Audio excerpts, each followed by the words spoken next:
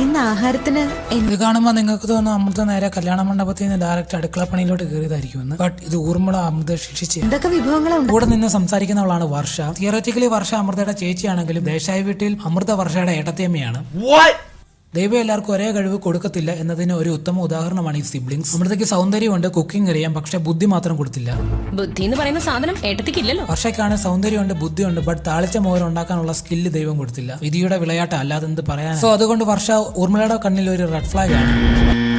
Guys, Desai വീട്ടിൽ അമൃതയുടെ ജോലി അടുക്കളപ്പണിയാണെന്ന് നിങ്ങൾക്ക് തോന്നുന്നുണ്ടെങ്കിൽ നിങ്ങൾക്ക് തെറ്റി. ദേശായി വീട്ടിൽ അമൃതയുടെ ജോലി എന്താണെന്ന് വെച്ചാൽ അത് അമൃത തന്നെ പറയും. ഭർത്താവിനെ അനുസരിക്കില്ല എന്റെ ജോലി. How cute. മന്ദബുദ്ധിയാണെങ്കിലും പറഞ്ഞതിൽ കാര്യമുണ്ട്. ഇക്കാലത്ത് ഇങ്ങനത്തെ പെൺകുട്ടികളെ കിട്ടാൻ പുണ്യം ചെയ്യണം, പുണ്യം. എത്രയൊക്കെ റിച്ച് സെറ്റപ്പ് ആണെങ്കിലും ദേശായി വീട്ടുകാർ താളിച്ച മോരും പഴങ്കഞ്ഞിയൊക്കെ കഴിക്കത്തുള്ളൂ. അതെന്താണെന്ന് ഇപ്പോഴും ചുരുളഴിയാത്ത രഹസ്യമാണ്. നിങ്ങൾക്കറിയാമെങ്കിൽ താഴെ കമന്റ് ചെയ്യും. എനിക്കറിയത്തില്ല.